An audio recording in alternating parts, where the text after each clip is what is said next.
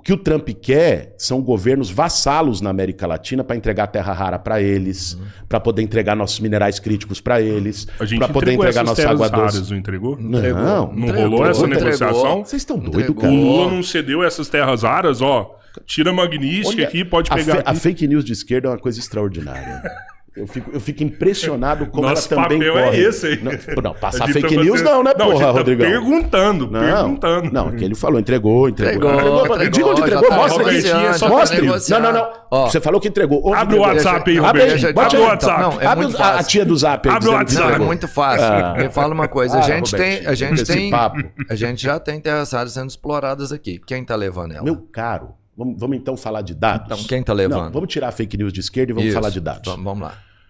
O Brasil tem 26% das reservas de terra rara no mundo e pode ter mais.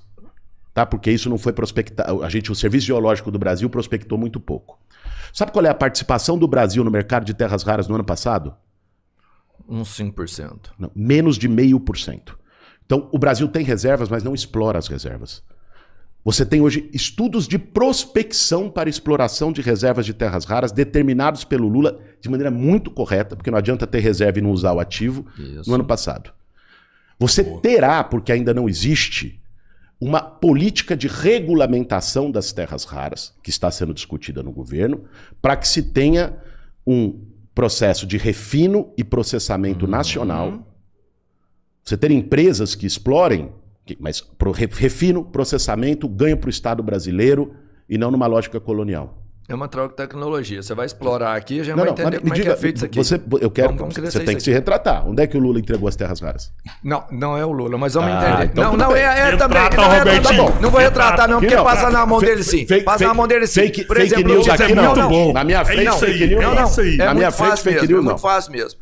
Tá, você não me falou pra onde que tá indo. Mas porque já tá não saindo tá indo, meu irmão. É isso que você tá 5% que a gente entregou. Vai pra onde? 0,5%. 0,5%. Não entregou, meu caro. Isso começou a ser produzido. O Brasil praticamente não tem participação no mercado de exportação de terra rara. O mercado é 90% controlado pela China, porque a China conseguiu fazer a exploração e o refino nos seus territórios. O Brasil está em estado de prospecção e estudos. Não cai nessa, bicho. Agora, eu queria retomar o debate geral. Não cai, não, porque é o seguinte. Não. É bom. Nós temos que colocar a coisa como ela é. Senão ficar falando, Lula entregou não sei o quê, Lula entregou não sei o quê. E aí ninguém desmente, quem tá assistindo vai achar que entregou. Mas eu vou te falar outra coisa que o Lula entregou. Mas se quiser continuar com a história, eu tenho outra coisa. Falo que entregou, mas eu não queria perder a história. Tá. Porque eu queria terminar o raciocínio. A aula tava muito bom. Mas a Venezuela, Lula ajudou a entregar.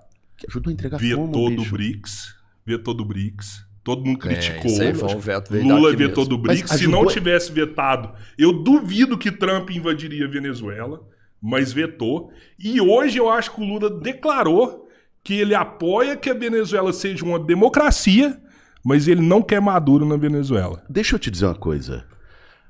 O único governo na América Latina que o Maduro podia contar para ter um diálogo diplomático era o governo do Brasil.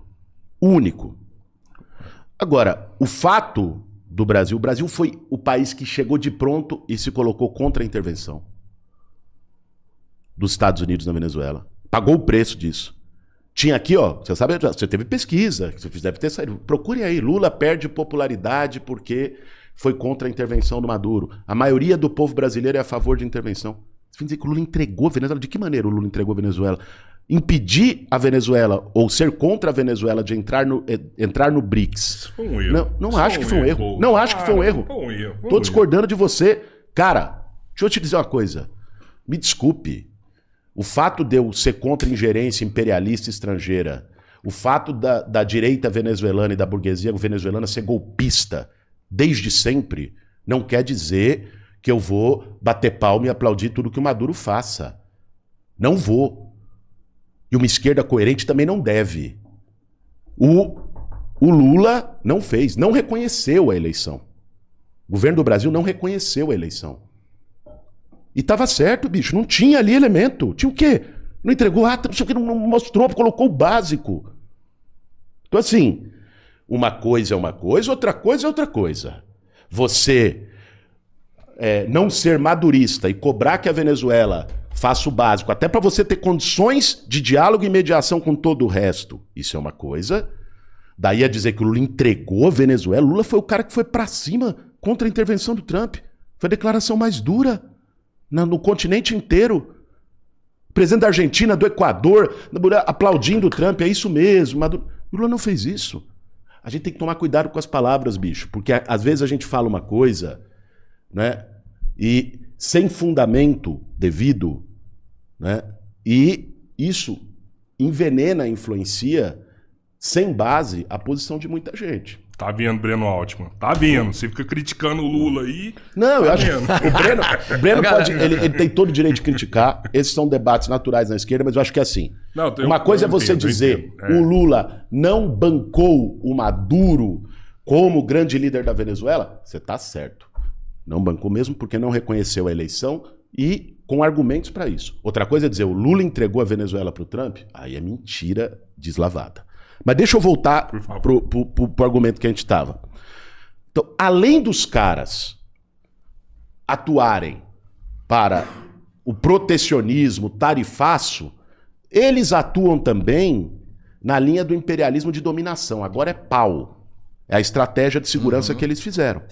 Por isso é um risco para o Brasil. O Brasil tem que reforçar sua soberania.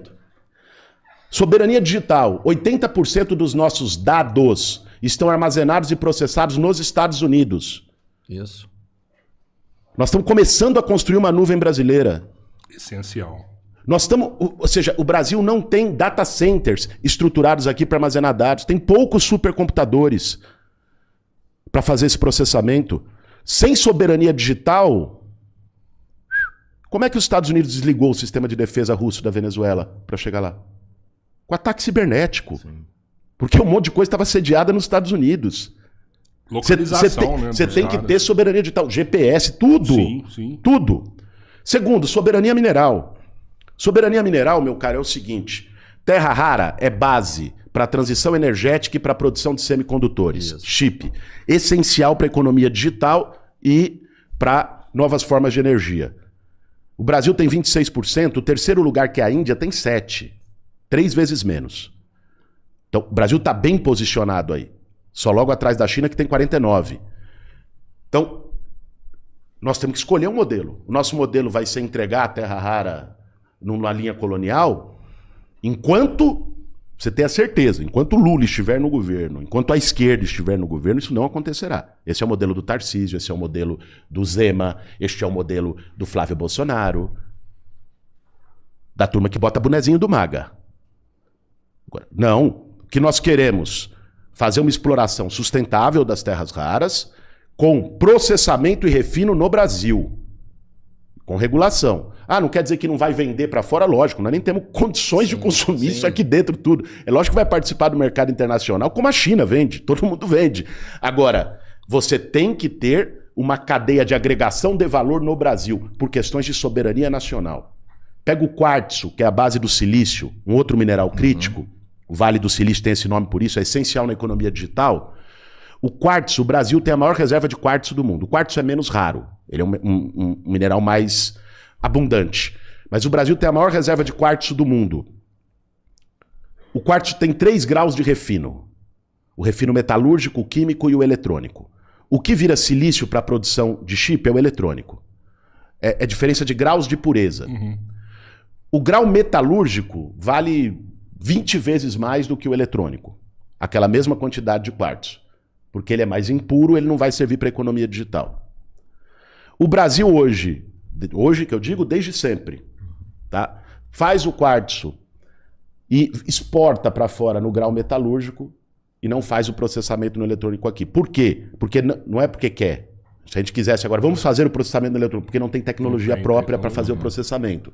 Então, este é um projeto de desenvolvimento nacional popular que nós temos que colocar no centro da agenda por soberania. Então eu disse para vocês que tem um risco, e agora termino a parte que você chamou de aula de brincadeira me zoando. Não, mas aula mesmo, pô. Eu termino essa parte dizendo, mas ao mesmo tempo que a gente tem um risco e tem que defender a soberania nacional, base industrial de defesa, soberania digital, soberania energética, soberania mineral, Além disso, nós temos uma oportunidade. E aí que eu volto. A China ganhou a concorrência internacional e se tornou o modelo mais produtivo. Por quê? Porque ela teve maior presença do Estado. Isso é inegável.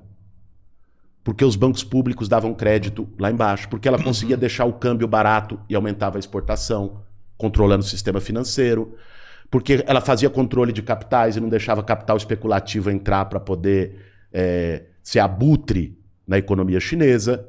Porque ela controlou os principais setores e fazia um planejamento econômico. E este modelo, vejam só, pode se chamar de socialismo de mercado ou como queiram, ou socialismo à moda chinesa, eu não vou entrar nessa polêmica teórica, mas este modelo, pura e simplesmente, se mostrou mais eficiente que o capitalismo liberal e ganhou a concorrência do capitalismo liberal. Qual a consequência disso? Todos os países estão retomando projetos nacionais, inclusive os Estados Unidos. Os Estados Unidos está fazendo cadeia produtiva de semicondutores interna. Estados Unidos e a Europa estão usando uma coisa chamada IEAs. Eu não sei como é que é em inglês, mas é um mecanismo de controle de capitais, de seleções de investimento. O país mais capitalista do mundo. Os Estados Unidos foi o líder nos últimos 10 anos em reestatizações de empresas. Os Estados Unidos. Por que eu estou dizendo isso? Porque isso aponta que tem um retorno do Estado. Porque o modelo chinês se mostrou mais produtivo. Tem uma volta de um projeto nacional. Qual é a consequência disso? Você tem um ambiente hoje para construir um projeto nacional como desde os anos 70 não se tinha mais com a hegemonia neoliberal. A hegemonia neoliberal está sendo derrotada pelo sucesso econômico chinês. Resultado, eu acho que se abre uma oportunidade. É assim que eu vejo um Lula 4. Um Lula 4 que Lula pode 4, um quarto mandato. Reestatizar empresas? Não, Imagina o Lula reestatizando a Vale. A Vale. Lula, essencial. E se ele pegar a Vibraz e falar assim, mano, esse aqui tava falido, que é teoricamente o que aconteceu, eu sei que você tem uma luta forte ali, estamos acompanhando lá de perto. Estatizar a Vibraz e falar, não, isso aqui é segurança nacional, é estratégico, esse setor tem que ser nosso, mano. Vocês não falam das armas, porra. Deixa eu falar do conjunto, não. Soberania lógico que falamos, passa por isso sim, pela base industrial de defesa do Brasil, pelo complexo industrial de defesa do Brasil. Mas deixa eu ir além. Eu acho que o que pode acontecer é o seguinte, nós temos um ambiente para um projeto nacional em que, ao mesmo tempo, se tiver com um governo soberano e com apoio social e político, porque isso não é só... As pessoas acham que o presidente é canetado e resolveu. A canetinha resolveu. Para reestatizar qualquer empresa, precisa passar pelo Congresso. Importante a gente saber disso. E nós sabemos qual é o Congresso que se tem. Mas que projeto que eu acho que nós temos que trabalhar? Seguinte, um projeto nacional que envolva soberania digital e soberania mineral, com investimento numa cadeia produtiva com subsídio público, investimento em P&D, ciência e tecnologia, inovação, potencializar as universidades brasileiras, a FINEP, várias instituições para inovação tecnológica, para produção de ciência brasileira, tecnologia brasileira, nós temos todas as condições para fazer isso.